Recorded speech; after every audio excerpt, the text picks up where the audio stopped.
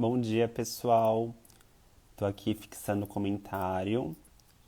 Hoje a gente vai conversar com mais uma candidata, a Adriana Vasconcelos. Vou esperar ela entrar e nós vamos começar o bate-papo.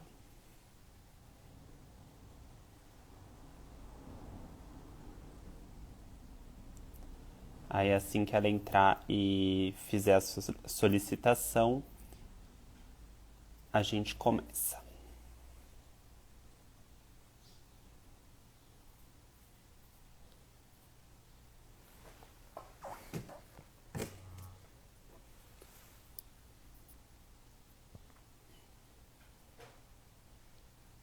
Esperar só um minutinho.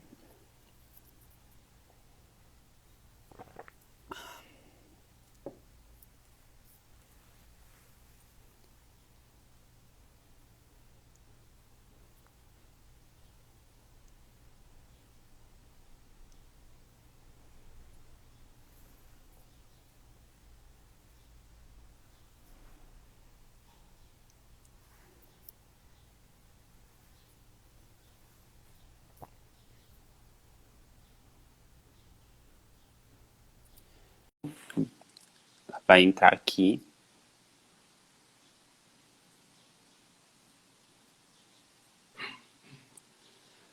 Bom dia, Adriana, tudo bom? Olá, meu querido, bem, obrigada. E você? Tudo ótimo. Você consegue me escutar bem? Muito bem. Você consegue me escutar? Sim, o áudio tá ótimo. Se a gente tiver alguma falha na conexão, a gente espera um pouquinho um, espera um pouquinho outro. Faz parte das lives, né? Combinado, é isso mesmo. Primeiro, eu quero te agradecer, Adriana, para o pessoal que está vendo e para o pessoal que vai assistir gravado. Só para eu fazer um pequeno resumo sobre a biografia da Adriana. Essa é a Adriana Vasconcelos, ela é candidata a vereadora pelo PCdoB aqui na cidade de São Paulo. Ela é a nossa convidada de hoje. E falando um pouquinho sobre a biografia dela, desde pequena, ela sabia que havia algo errado com a falta de representação do povo preto nos livros de história, de literatura e nas aulas de modo geral. Para fazer a diferença, ela se especializou em educação étnico-racial e é professora há mais de 20 anos na Rede Municipal de Ensino de São Paulo. Adriana, mais uma vez, muito obrigado. Fica à vontade para falar um pouquinho sobre você. E a minha primeira pergunta que eu gosto de fazer para os candidatos é a seguinte: por que você escolheu o PCdoB? Qual a sua relação com o partido? Se ela é antiga, se ela é uma coisa recente? Conta um pouquinho para gente. Bom, mais uma vez, bom dia. Muito obrigada pelo convite, fiquei muito honrada. E, Vitor, na verdade é assim, pensando nessa questão da política que a gente faz no dia a dia, eu vou contar uma coisa para você que eu quase não conto para ninguém. Eu sempre fui essa que em casa eu era a mais brigona, em casa eu que queria resolver. Meu pai falava assim para mim: você é diferente, né, filha? Eu achava tão engraçado. Ele é muito bonitinho, assim, né? E meus irmãos são tranquilos, eles são aqueles que estão sempre fazendo a coisa de maneira mais tranquila. E eu sempre criando alguma polêmica, querendo saber o porquê das coisas. E neste momento, assim, eu era adolescente, uma vez passando na Praça da Sé, ou eu acho que você nem vai lembrar. Quando eu começo a contar minha vida, alguma coisa, as pessoas descobrem minha idade. Mas era um mapa, tinha um mapping. Era ali perto do mapping tinha umas banquinhas que o PCdoB ficava ali cadastrando as pessoas. E eu passei, e me registrei lá.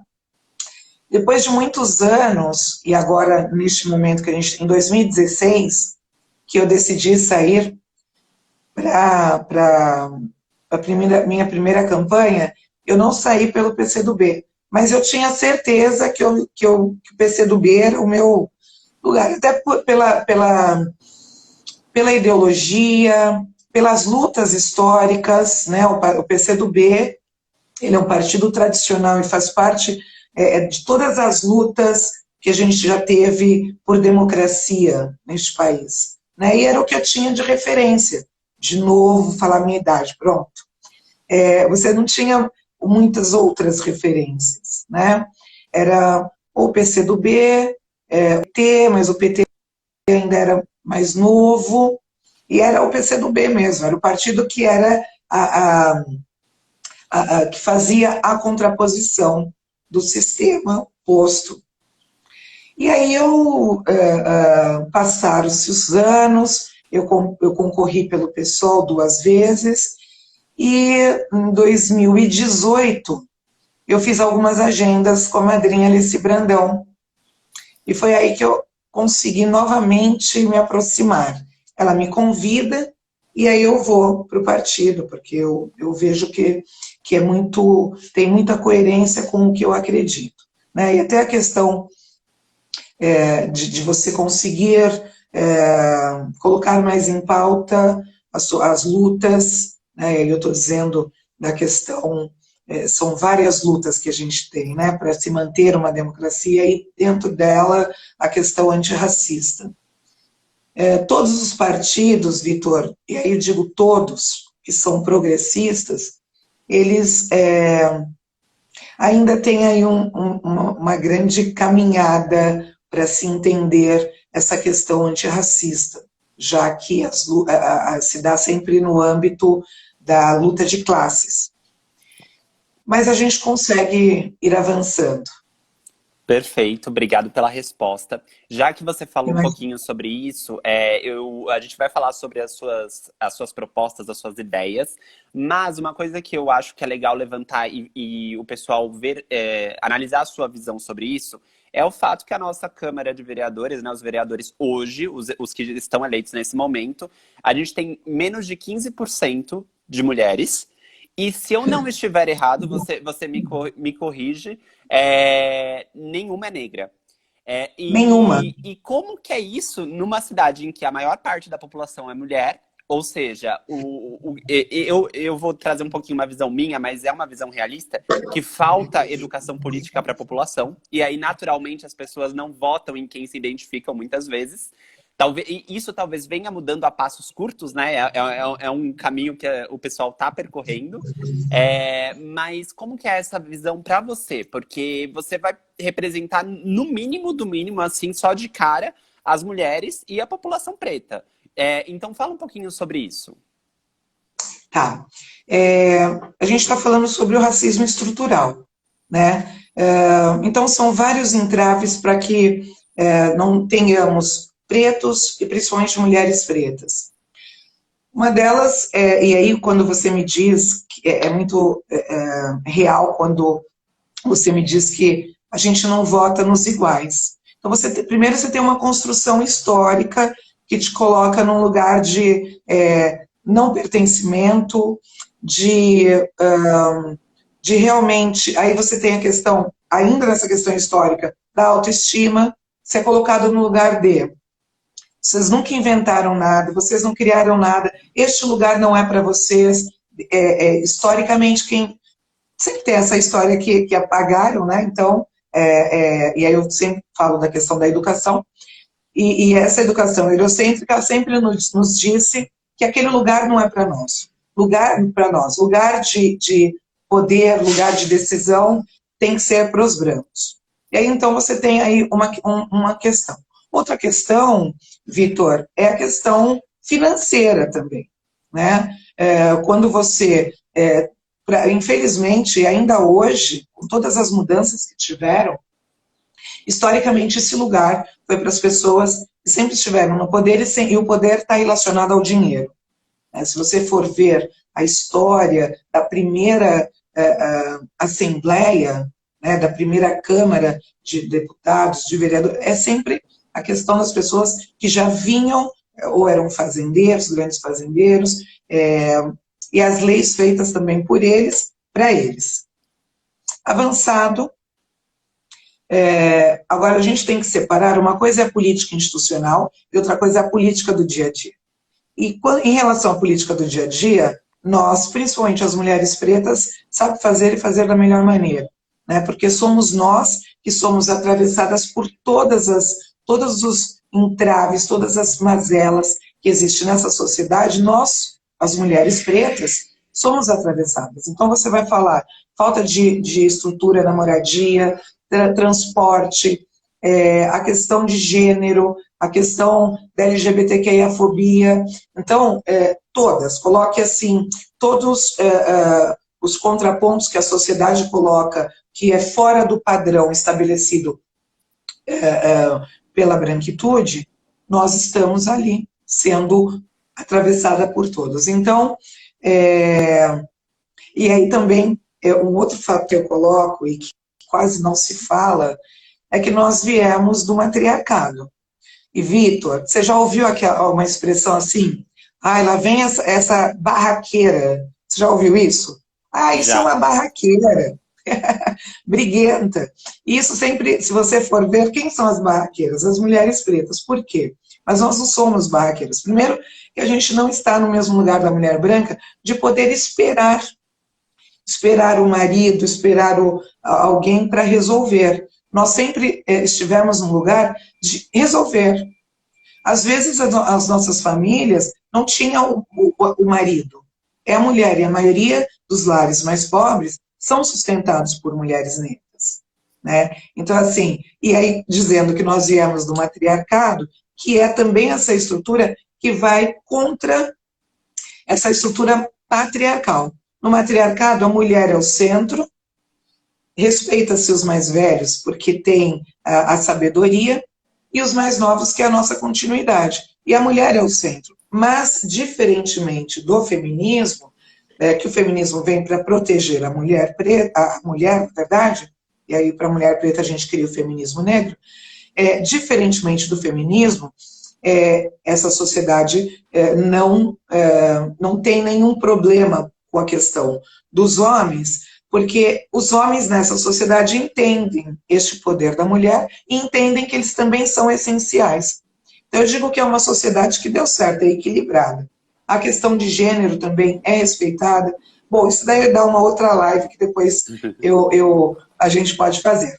Mas, no sentido, quem tem que ser a mulher a ser atacada e não está nesses espaços de poder? A mulher preta. Porque ela vai fazer essa contraposição para essa sociedade machista, para essa sociedade patriarcal e que coloca o homem como centro e o homem branco. Né?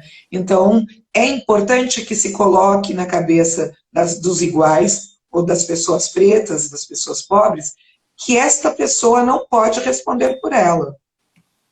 Ela está, não é à toa que nós estamos na base da pirâmide, nós estamos na base. E é proposital. Investir que essa mulher esteja na base, porque é ela que, se ela sair da base, ela revoluciona. Como diz Angela Davis, né? Quando uma mulher negra se movimenta, a sociedade se movimenta junto.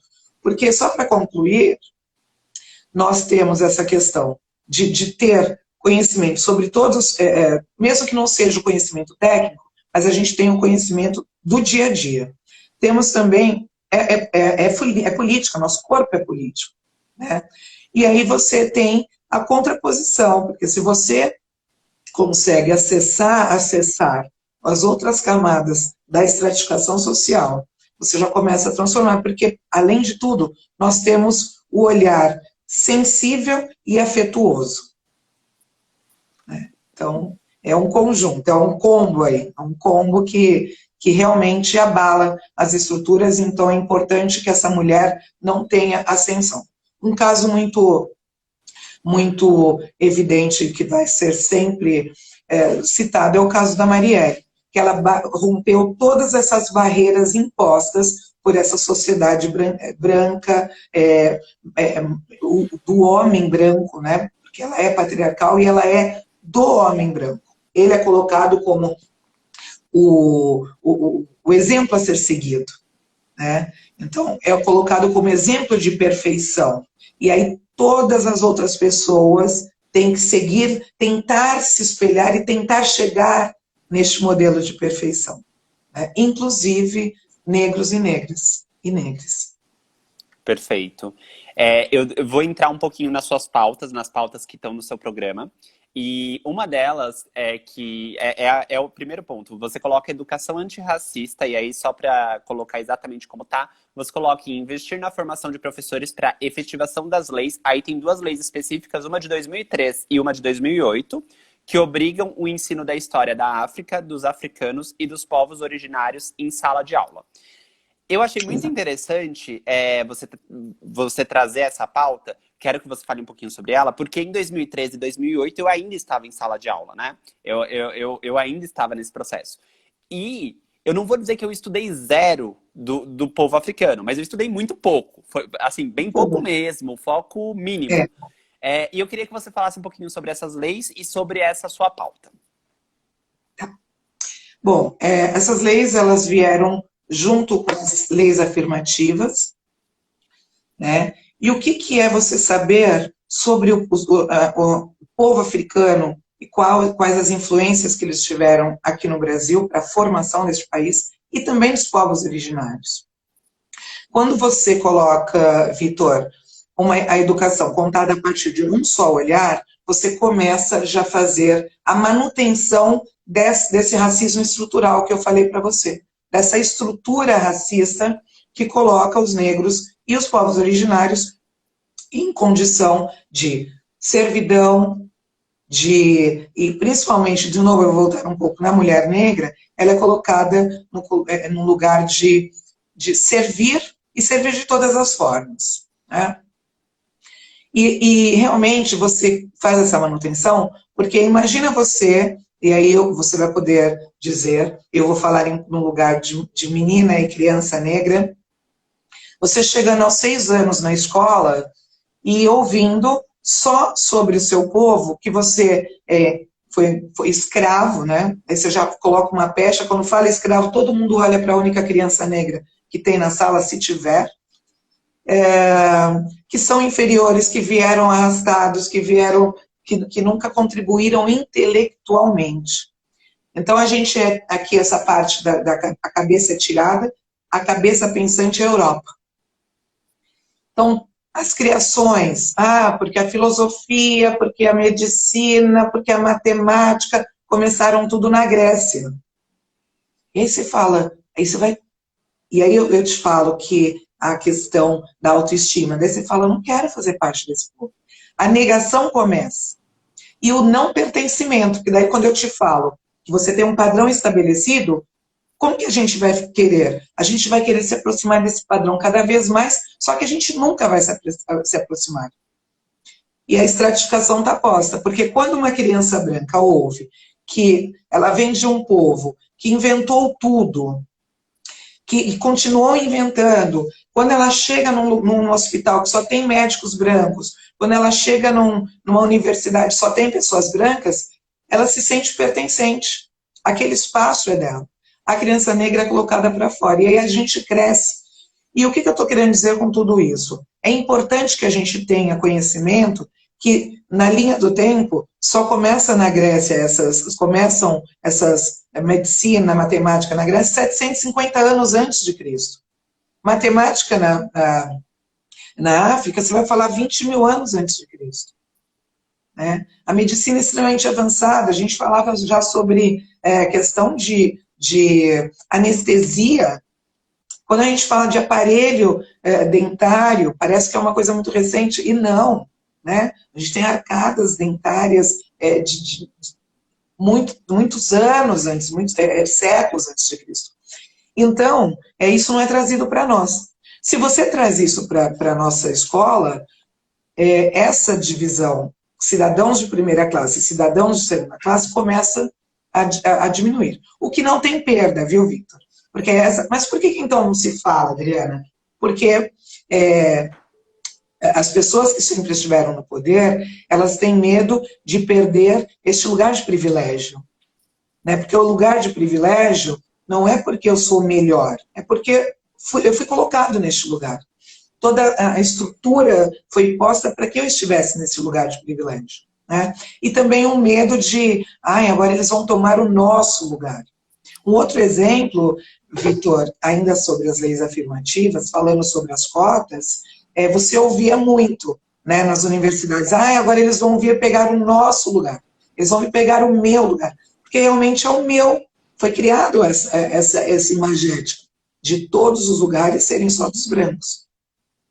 Então, quando você tensiona nessa questão de se aprender a história como um todo, é importante porque você começa a montar e ter uma sociedade mais saudável. Porque tanto o estudo da África quanto dos povos originários também passa pela questão de gênero. Porque o nosso olhar em relação à pessoa trans, a pessoa bi, o homossexual masculino ou feminino, é um outro olhar. Então, muitas coisas do olhar eurocêntrico, ele foi realmente tolhido, essa interpretação filosófica, e aí eu não estou falando de um país, são vários países, né?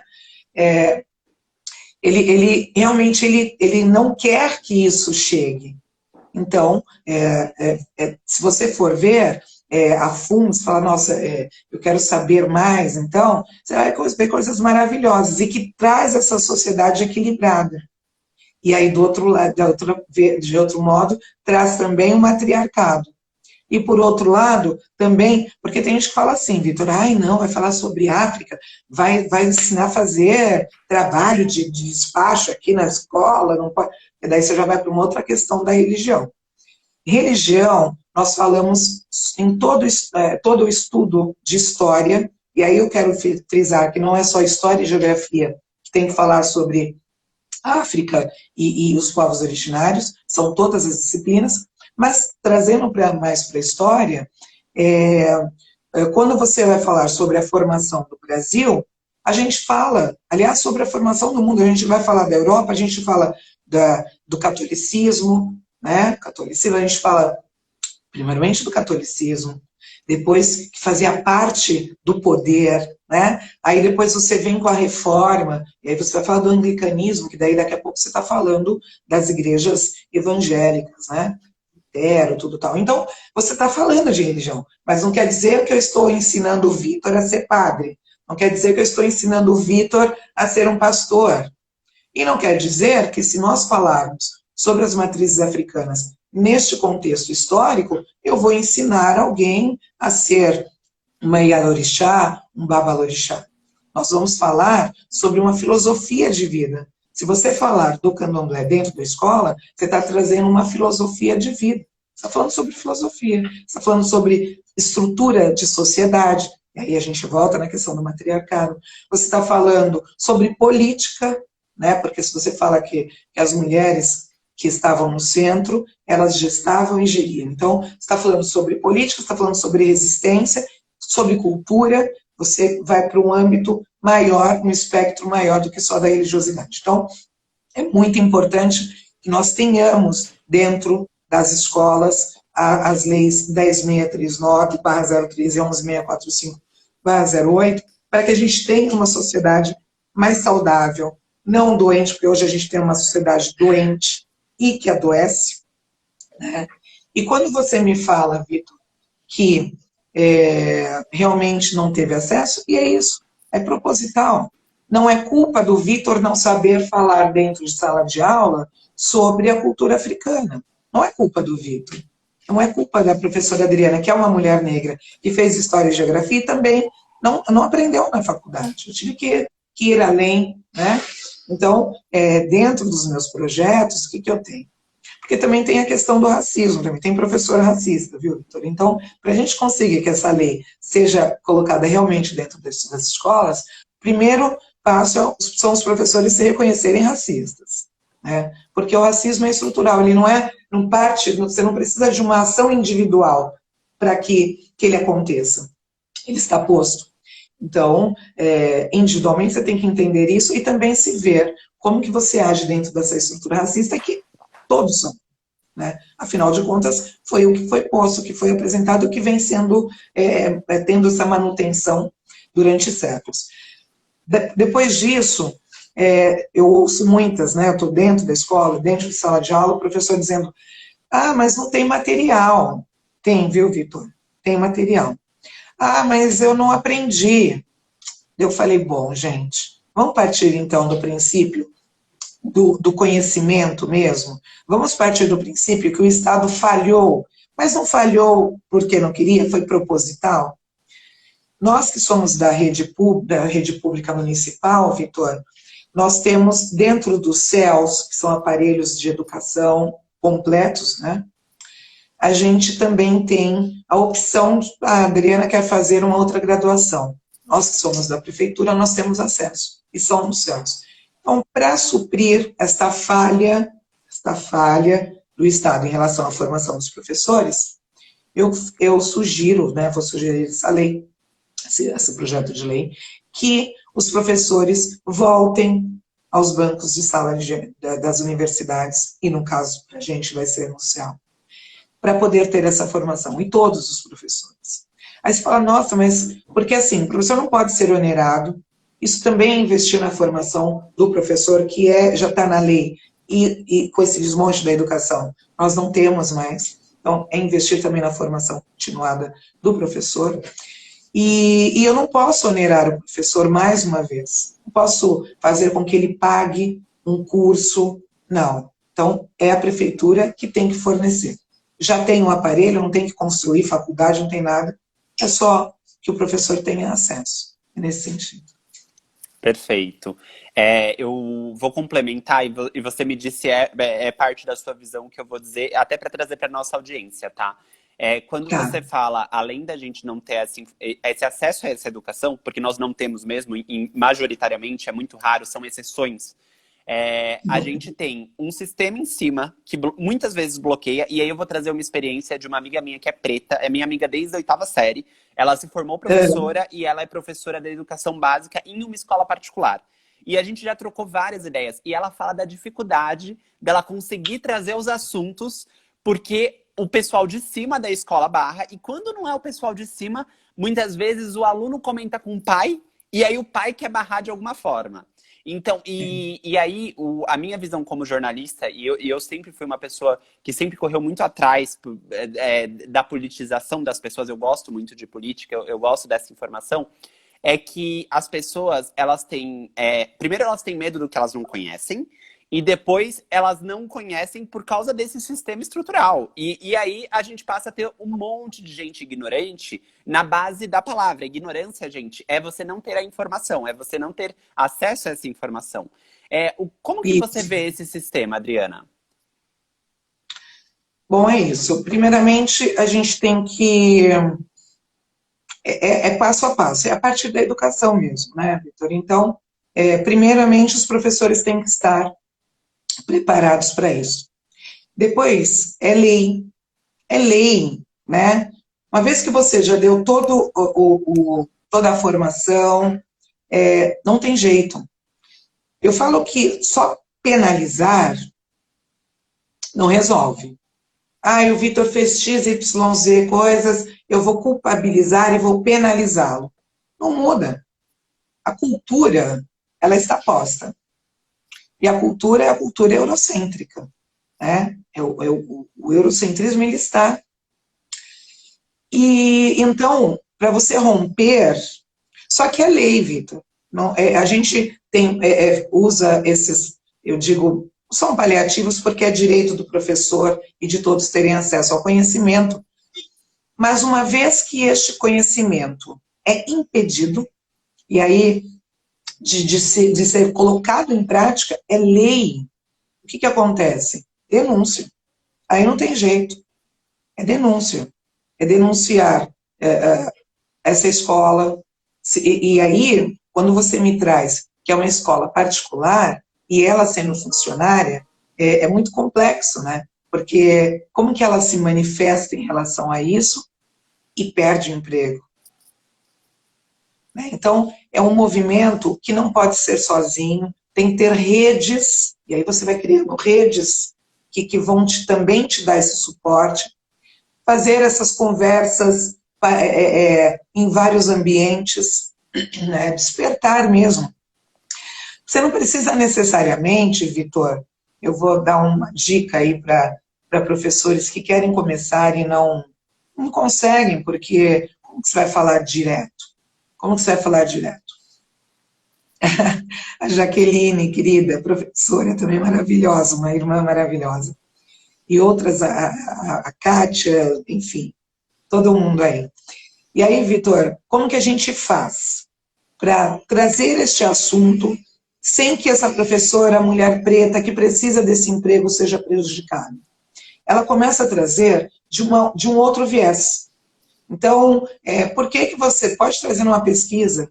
Por que que você acha que existem mais médicos brancos dentro de um hospital? Porque também tem o seguinte, assim como já está estruturado, já está posto, você não pode ir diretamente, né? Você vai começando a criar questionamentos, você vai começando a trazer esses questionamentos para essas crianças, porque lembra que eu te falei que o que está posto e essa criança branca ela se sente pertencente e este mundo é um mundo branco.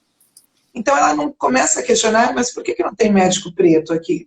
Por que que eu só tenho uma professora preta? Por que que eu fui para a universidade e eu não tive nenhum professor preto?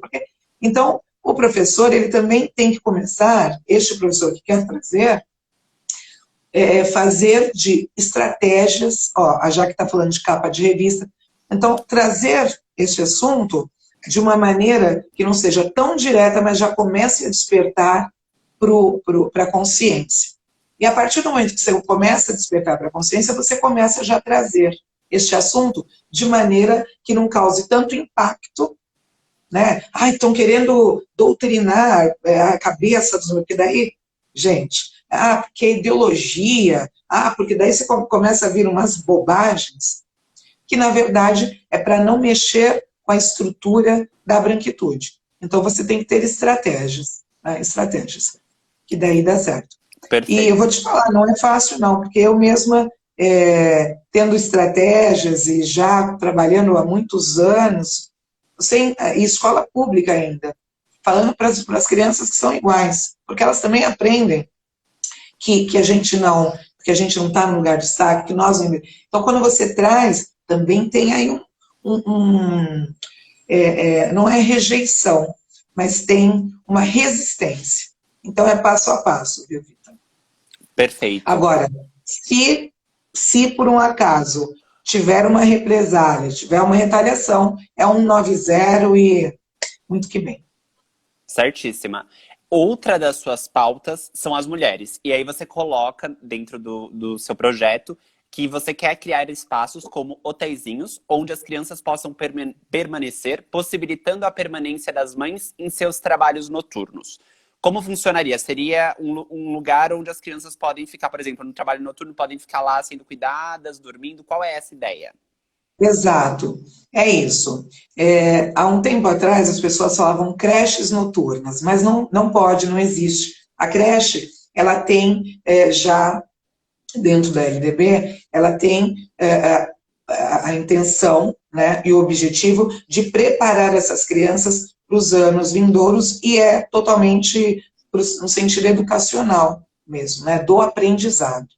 Os espaços noturnos, que eu chamei de hotelzinho, e depois a gente pode até mudar o nome, chamei de hotelzinho noturno, porque tem muitas mães, Vitor, principalmente quando a gente começou a conversa, a maioria são mães negras, que sustentam as suas famílias e precisam trabalhar.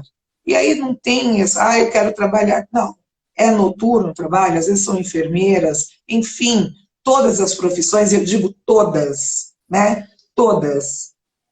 Ela tem direito a exercer. Agora, com quem ela deixa esta criança?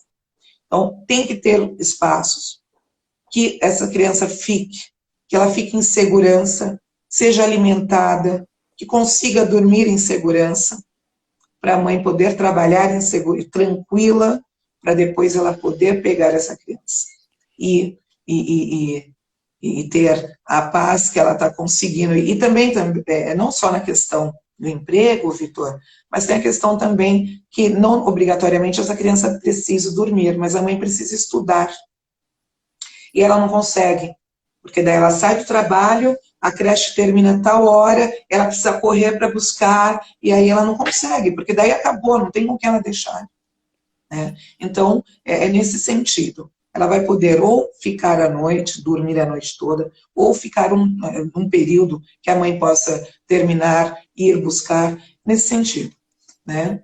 Adriana, quando a gente fala de um projeto como esse, é óbvio que há vários estudos, imagino que você já tenha a ideia completa, só para a gente trazer para a audiência mesmo. A ideia seria pensar geograficamente para atender toda a cidade ou seriam pontos específicos? Como que você pensa esse projeto? Então, a princípio, a minha estada nesse espaço legislativo é para a gente poder, a princípio, atender os lugares que mais precisam. Então, a gente vai falar dos lugares periféricos, que é onde a maioria das mulheres estão ali de arrimo da família, que não tem com quem deixar. Então, a princípio, são os lugares periféricos, né? Mas também estendendo, porque a gente tem mulher trabalhando em todas as regiões, né? Mas atender os lugares que realmente a mãe não tem condição de pagar alguém para ficar, que ela não tem uma estrutura de ser assim, aquela família tradicional, papai, mamãe, filhinho, que daí fica com o pai enquanto a mãe trabalha, muda um dia, não tem. Então, é pensando mesmo especificamente, a princípio, nessas mães solos, que precisam trabalhar, que precisam estudar, que quer ter uma mobilidade social e que realmente não conseguem por esse motivo. Perfeito. Outro ponto que você fala, e aí já trazendo um pouco que você falou das periferias, dos lugares mais periféricos, é a periferia. Você coloca assim: potencializar por meio de uma economia solidária, destinar mais verbas parlamentares e rever a lei do orçamento, para que o volume investido seja maior para as periferias com a participação dos moradores. Então, a ideia seria trazer mais investimentos para a periferia. E como seria essa participação dos moradores? Bom, aí você me trouxe dois aspectos. Primeiro, da questão de a gente investir, eu penso muito em cooperativas, sabe, Vitor? Essa questão do desemprego, tudo tal, a gente tem muita potência. A gente tem potência criativa, no sentido de que vai desde a questão cultural até a questão de empreendedorismo mesmo, né? Então, só que cada lugar é um lugar. Eu não posso dizer, vamos ter cooperativa XYZ para todas, não. Nós vamos conversar. Qual é a cooperativa, qual é a produção que vocês mais têm neste espaço e que vocês acham que dá para se transformar em cooperativa para que a gente consiga fornecer estes produtos para fora e transformar em dinheiro para trazer para dentro da comunidade. E aí, fazendo este dinheiro girar dentro da comunidade, né, reforçando o comércio que tem dentro da comunidade, e este dinheiro sendo distribuído para as pessoas que fazem parte dessa cooperativa. Pode ser mais de uma, não precisa ser uma só. A questão da verba parlamentar e da lei orçamentária já passou da hora. Eu falo que a verba parlamentar, ela não é do vereador. O vereador, ele pensa que aquele dinheiro, aqueles 4 milhões que chega lá para o gabinete como verba parlamentar é dele. E aí ele destina não sei para quem, não. Então, eu penso num gabinete participativo, gabinete realmente do povo. Então, durante 4 anos, nós vamos ter várias comissões que vão representar todos os lugares que eu passei, ou também não passei, porque a gente não consegue passar em todos, mas este gabinete vai estar aberto nessa questão de ter a participação popular, para a gente poder falar, não, este valor supre, vai para isso, vai para... E sempre pensando coletivamente, né? E quanto à lei orçamentária, é absurdo o quanto se investe no centro, enquanto se investe em culturas eurocêntricas, e aí de novo racismo estrutural, e as nossas culturas periféricas, as nossas culturas que são das nossas crianças e das nossas diversas formas de se comunicar, são coisas maravilhosas, Victor, e que enriquecem a nossa forma de ver o mundo, enriquece a nossa sociedade como um todo. E é engraçado, Vitor, que essas culturas enquanto estão nas periferias, elas são criminalizadas. Mas em algum momento, só que elas são muito potentes, não tem como segurar. Você não consegue segurar um furacão. Você não consegue segurar algo que está em ebulição e que ele só multiplica, e multiplica de forma maravilhosa. Infelizmente, o olhar do ter, que é o olhar eurocêntrico, ele age dessa forma. Ele demoniza essa cultura, ele tira toda a credibilidade dessa cultura, só que depois ele se apodera. E ele transforma isso em dinheiro. E quando ele transforma isso em dinheiro, ele não retorna para quem foram os criadores, quem foi a base. Isso a gente está falando de apropriação cultural, que não tem nada a ver com, a menina branca não pode usar turbante. Não tem nada a ver com isso. A apropriação cultural é você se apoderar de uma cultura que não foi você que criou, você lucra em cima dela, só que você não dá o retorno. E mais que isso, depois você fala que foi você que inventou. Né? Então, é nesse sentido. Então, destinar mais verbas, sim, para as potências, para potencializar as potências. Não ter mais esse olhar das periferias como um lugar de só falta. Realmente, a gente precisa fazer políticas públicas estruturais, mas valorizar as potências, que é muita potência, muito. Eu vou trazer uma pergunta que não é do seu plano, mas eu queria a sua visão sobre isso, que eu acho legal. A gente vê muito as pessoas hoje em dia com acesso à internet e tudo mais. Talvez tenha ficado um pouco menos difícil, eu não vou falar que ficou mais fácil, mas um pouco menos difícil você alcançar mais pessoas. Ao mesmo tempo, a gente vê que, de modo geral, a gente ainda tem muita gente sem esse acesso à internet ou sem esse consumo de conteúdo informativo e politizado. Às vezes a pessoa até acessa a internet, mas vai acessar o Facebook, o WhatsApp, que muitas vezes traz mais desinformação do que a informação em si, né? A gente viu o resultado. A gente viu o resultado. Exatamente. E como que você está lidando com isso na sua campanha? O que você tem sentido? Porque os candidatos naturalmente estão indo para a rua e aí vocês escolhem os pontos que vocês querem visitar, querem conversar com as pessoas e tudo mais. E tem a campanha online também. O que você sente disso? Você acha que a internet mais ajuda do que atrapalha, apesar de também atrapalhar?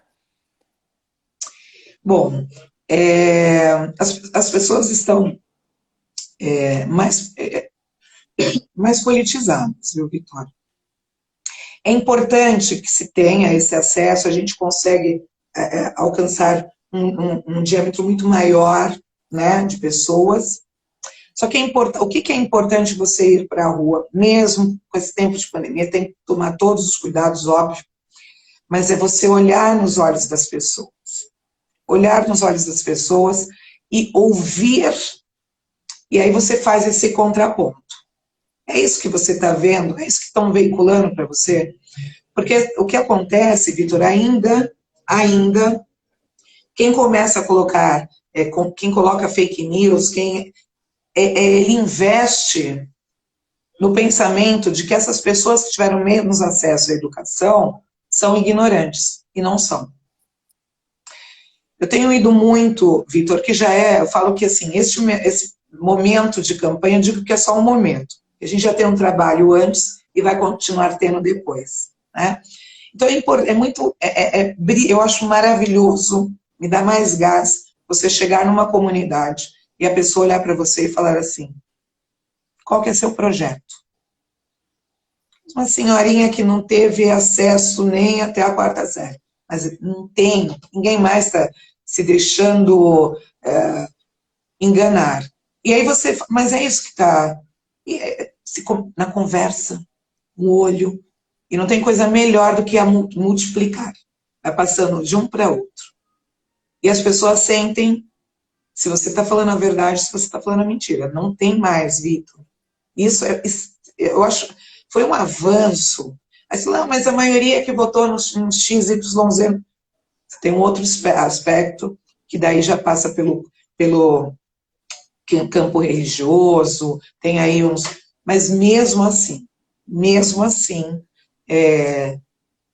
você pode entrar lá no templo e ouvir alguma coisa, mas você volta para casa e o arroz está custando R$ 50 o pacote.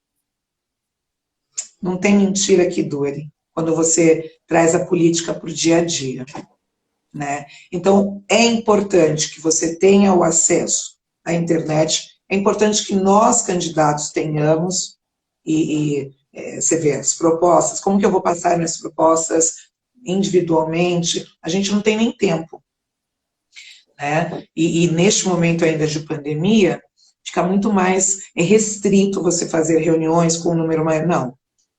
Então, você usa desse instrumento, mas nada substitui, né, esse você ir no dia a dia. E as pessoas estão lendo mais, Vitor? Eu estou recebendo aí um retorno. Agora, você colocou muito bem, que ainda a gente tem a exclusão digital, e é grande, né? Não são todos os lugares que você tem sinal, não são todos os lugares que as pessoas têm o aparelho, ou o celular, ou o laptop, enfim. Mas a informação também chega. E a gente chega nesses lugares, então, pessoalmente. E aí é riquíssimo, é riquíssimo. Perfeito. Voltando para suas pautas, para suas propostas, você colocou retomada pós-Covid, que eu acho que é um ponto importantíssimo. Querendo ou não, nós estamos torcendo aí para uma vacina sair logo mais, agora no começo do ano, quem sabe. E essa retomada vai acontecer. E eu queria que você contasse um pouquinho quais são suas ideias para esse momento.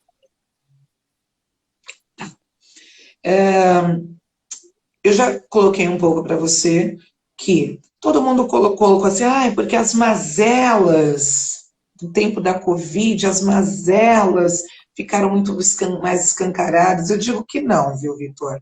Eu digo que elas já estavam, né? Tudo que está aí já estava escancarado, mas não tinha todo dia na TV um número aumentando. Então a pessoa fingia que não via. O primeiro momento, a primeira que eu acho assim imprescindível, a primeira coisa é a gente falar sobre moradia, sobre saneamento básico nesses espaços e pensar que a gente tem aí faculdade de arquitetura e urbanismo, né, pública, que essas pessoas já podem começar a dar um retorno para a sociedade, já que nós estamos ali investindo nosso imposto para formar profissionais que vão dar esse retorno para a sociedade, e a gente pode fazer a partir de já, né? E sempre respeitando os territórios, os espaços, pedindo licença para chegar. Então, porque eu vou falar muito assim, agora fazendo aspas, da esquerda, a esquerda ela chega já achando que sabe tudo e quer resolver, tem aí uma coisa boa, mas não ouve quem é que está ali no dia a dia, quem é e quais são as necessidades. Então eu penso muito na questão da moradia, a princípio, porque a gente vê pessoas morando em lugares inóspitos, lugares que com 20 metros quadrados moram 10 pessoas. Né? Perfeito. Pensando muito nessa questão da moradia. A questão, e aí falando do pós-Covid também, a retomada nas escolas, ela tem que se dar, Vitor, de uma maneira que o projeto e o processo vai partir dos professores. Essa escuta também de quem está no chão de sala de aula. Porque cada lugar é um lugar, cada comunidade é de uma forma, tem os seus anseios, suas necessidades, e a educação, ela se dá a partir também da vivência destes alunos. E o sentir do professor que está ali diretamente. Então não dá para eu fazer um projeto, como sempre foi feito, Vitor, e não respeitando o professor que está ali e que vai dizer, ele vai dar caminhos. Né? Então este projeto de volta vai ter que ser com muita escuta sensível e realmente com um projeto que vá atender cada escola de uma forma. A retomada da questão da educação, né, do aprendizado, também vai ser um projeto individual de cada escola. Porque não adianta, você pode fazer, isso vai ser conversado, você pode colocar num contraturno, você pode colocar um período um pouco mais estendido, final de semana, não sei. Cada lugar é um lugar, cada escola tem a sua vivência, então a gente tem que pensar nessa escuta sensível e partindo de quem está no chão de sala de aula, que vão ser os professores. Mas perda não teve, eu digo que não teve por quê? Não, mas claro que teve, professora. Tem alunos que não têm acesso, tem alunos que não têm acesso à rede, sim. Mas não teve perda porque a educação a gente recupera, a vida não. Então, vamos para frente e vamos fazer isso da melhor maneira, que realmente o que importa primeiro é estar vivo. Ótimo. Um ponto que você levanta, que é um ponto que eu gosto muito, na verdade, assim, eu acabo me identificando com muitas das suas pautas, mas esse aqui é um assunto que eu gosto muito. Você coloca esporte, lazer e cultura, e aí você coloca assim, legislar para o incentivo à produção cultural e artística de pessoas negras, defender políticas públicas para as crianças, jovens e idosos. Como funcionaria esse incentivo? Seriam leis também? Quais a sua ideia para esses incentivos? Bom, seriam verbas, né? Destinando verbas, de novo. Isso eu sempre bato muito, porque não tem como você realizar se não tiver dinheiro. Aproveitando já, Vitor, os aparelhos que a gente tem, por exemplo, os CELs. Os CELs, eles são aparelhos completos. Né? Eles são, eu falo que não existe educação se ela não estiver atrelada à cultura, esporte e lazer. E se você for num aparelho, é fantástico. Eu falo de novo que se você for pensar numa educação integral, que seja usando esse espaço que é fantástico. Potencializar, então, com dinheiro, né, com verba, potencializar, de novo, usando essas pessoas que já produzem e dizendo de que maneira a gente vai destinar esse orçamento, de que maneira a gente vai fazer essa distribuição, e isso passando por todas as idades, desde a criança até os mais velhos. A gente não pode usar dessa cultura eurocêntrica que dispensa o mais velho, não produz mais, não gera mais lucro, a gente não usa mais. Então, usando também esses aparelhos para a questão do esporte, aí você já está entrando na questão da saúde também, quando você diz que uma pessoa mais idosa pode usar esse aparelho que tem piscina, né? Então, um contexto, eu digo que é um combo que vai ser bom para todo mundo, que vai trazer só benefício. E quando eu digo, quando eu coloco assim, para a população negra, Vitor, na verdade é para todo mundo, porque a gente vai legislar para a maioria da população que não teve este olhar. Se a gente for ver as políticas públicas, elas não são destinadas, não, mas elas são universais, mas quem está dentro desse universo, de novo? A gente tem que trazer esse questionamento, não somos nós, né? Nós continuamos no dia 14 de maio de 1888, onde não fomos considerados como cidadãos, né?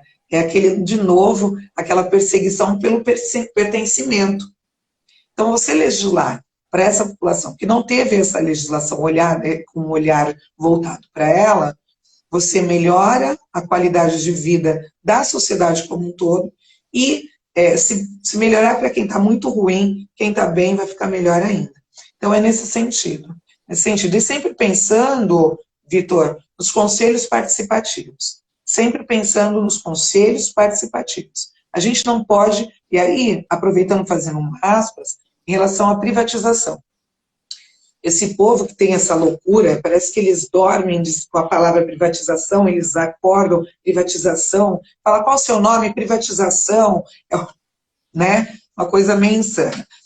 O que é importante a gente explicar para a população que não interessa a privatização? Primeiro que o dinheiro público tem que ser gerido pelo público, que somos nós. Nós somos o povo, nós temos direito a inserir, para questionar sobre para dizer como ser usado. Então, se você tem uma escola pública, eu vou voltar a falar do Celso, que é um aparelho completo, que foi um aparelho feito, Vitor, para trazer essa população que nunca foi inserida, para ser inserida na sociedade. Então, você tem acesso à cultura, ao esporte e lazer. Como que uma mãe que tem 5 filhos, que ela é arrimo de família, ela vai pegar essas crianças e ela ir atravessar a cidade para ir num teatro, no centro da cidade. E aí você tem esse aparelho completo, né? E aí vem a história da privatização. Quando você privatiza, você tira a população de dentro. Você tira o poder de decisão desta população que está ali e que esse aparelho é dela. Se você não, sem a privatização, existem os conselhos participativos, a gente chama de conselho de escola, cada um tem o seu nome. No conselho de escola, Vitor, a população ela tem toda a força. Então, são os membros da escola, são os professores, são os diretores e a população. Então, o Vitor é meu filho, está estudando no CEL e eu estou achando que a forma que a professora está dando a aula, eu posso questionar. Eu posso trazer ideias. Que tal se a gente fizesse isso? Eu aprendi tal coisa, eu posso trazer para dentro da escola? Falar sobre as diversas... falar sobre o meio ambiente, né? Já que a gente tem muito... Quem que nunca teve aquela vozinha que falava assim, toma um chá de tal coisa que melhora o estômago, toma um chá de tal coisa que melhora... A gente está falando de saúde, a gente está falando de medicina, e tudo isso pode ser levado para dentro deste aparelho, que é da população, junto com a população. Uma vez que você privatiza, você tira toda essa população de dentro. Se a escola não estiver sendo gerida de maneira adequada, você não pode mais falar sobre. Se o dinheiro não estiver sendo aplicado de maneira adequada, você não pode mais falar sobre. Então é importante que a gente frise isso. Mas está faltando vaga. O Estado tem como suprir sem precisar privatizar. Porque a ideia é essa. Aí você atende o dinheiro que é da população, vai para o privado, e a população não pode falar sobre esse dinheiro que é dela. Dentre outras decisões que a gente possa ter, sendo dona destes espaços. Né? Então é nesse sentido. Perfeito. O outro ponto que você coloca é a igualdade. E aí você coloca que quer incentivar políticas públicas de promoção para a igualdade racial, direito das mulheres, da população indígena e LGBTQIA+. Qual que é a sua ideia sobre isso?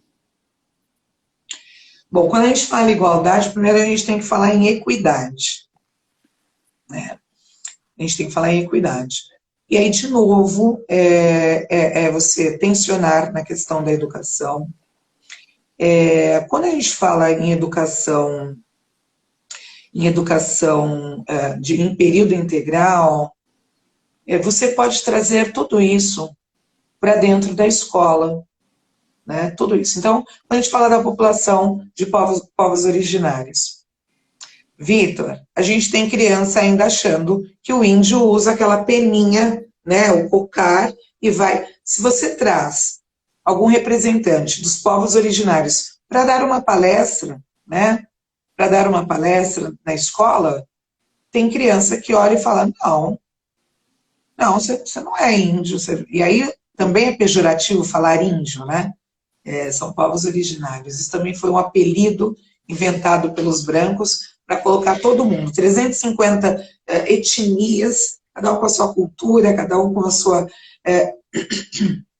produção, sua língua, sua contribuição para este lugar que a gente chama de Brasil, e aí chega o branco e coloca todo índio, põe todo mundo num pacote só, que é a questão do domínio. Então, trazer isso para dentro das escolas, num contraturno, né? Você consegue trazer aí um início de equidade, você consegue ampliar a visão e também ainda trabalhar 10.639, 11.645. Agora, como que a gente pensa também, não só, porque a educação é uma coisa mais longa, a curto prazo, como que você faz isso? dar lugar, dar acesso. Dar acesso. Então, se a gente tem hoje as leis afirmativas, que falam sobre cotas, por exemplo, 20%. Tá, mas nós somos 56% da população. Então, se elas já existem, você melhora as leis que já existem. Então, se são 50%, tem que ser pelo menos 50%. Tem que potencializar. O que não quer dizer que você vai tirar lugar de ninguém. Ninguém tira lugar de ninguém. Mas tratar de maneira equânime para que a gente chegue à igualdade. Então, uma das propostas é essa. Você potencializa as leis afirmativas que já existem, você realmente investe na questão da educação étnico-racial, e a gente consegue aí um lugar melhor para se viver para a sociedade como um todo. Mas quando a gente pensa em uma questão imediata, é você potencializar as leis afirmativas que já existem. Perfeito, Adriana. Eu vou pedir para você. Primeiro, eu vou agradecer de novo toda a sua participação, todo o bate-papo. Acho que foi muito legal. Você conseguiu trazer e explicar em detalhe vários dos pontos. Gente, se interessou, entra no Instagram da Adriana, entra no plano dela, vê nos detalhes. Acompanha a campanha. A ideia é muito isso, trazer basicamente pessoas diversas para que as pessoas se identifiquem e possam votar nessas pessoas, nesses candidatos. Adriana, você consegue falar aí em 1 minuto, 2 minutos, suas considerações finais? Fica à vontade para falar o que você quiser. Bom, primeiramente eu quero agradecer novamente, Vitor, e parabenizá-lo, porque o lugar para a gente poder ter espaço de fala, para a gente poder trazer e socializar é extremamente importante, porque tem a questão das candidaturas que tem mais dinheiro, e aí tem mais espaço na TV, então é importantíssimo, estar de parabéns. Quero que você esteja junto para a gente bolar uns projetos de lei, porque você é fantástico. Agradecer novamente as pessoas que estão acompanhando e votem em pessoas que se parecem com vocês. Votem, dê espaço e oportunidade para pessoas que nunca estiveram lá. Eu digo que quem sempre esteve, não deu certo. Não deu certo.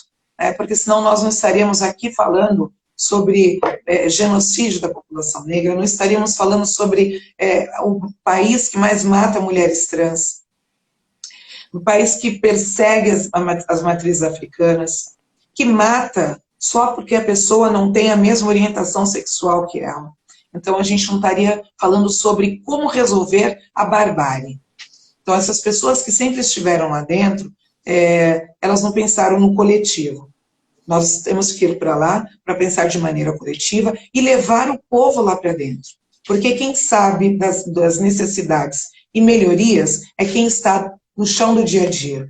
Então, há que se ter esse espaço para que a população esteja presente, que decida e que tenha um lugar melhor para se viver para todos. Então, no dia 15 de novembro, vamos pensar no Gabinete do Povo, no acesso de toda a população, de toda a população. A gente está falando num todo, né? Porque se melhora para a população negra, melhora para todos.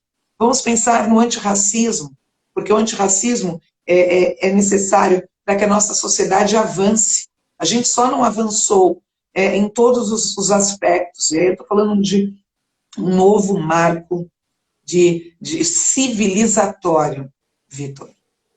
Um novo marco civilizatório que inclua todas as pessoas, sem nenhuma distinção. Então, no dia 15 de novembro, vamos juntos, juntas e juntos, pensar nesse novo marco civilizatório, 65100, para a gente ter o nosso gabinete e representar a todas as pessoas, sem nenhuma distinção. E pense no voto antirracista, porque o racismo, ele faz com que as coisas não andem. O racismo, ele é doentio e ele adoece toda a sociedade. Então, muito obrigada mais uma vez e rumo ao Gabinete do Povo. E depois, Vitor, estou dizendo assim, todo mundo fala, quando é que você vai descansar? Eu falo, dia 15, depois eu falei, não, dia 15 não, porque do dia 16 ao dia 1º é só comemoração. Aí a gente descansa no dia 2. E você está convidado. Muito obrigado. Toda a sorte do mundo, Adriana. Muita sorte mesmo. Obrigada. Pessoal, espero que vocês tenham gostado. De novo, sigam a Adriana, acompanhem as propostas dela, busquem informação e votem consciente no dia 15. Muito obrigado e um ótimo dia. Obrigada, meu querido, igualmente.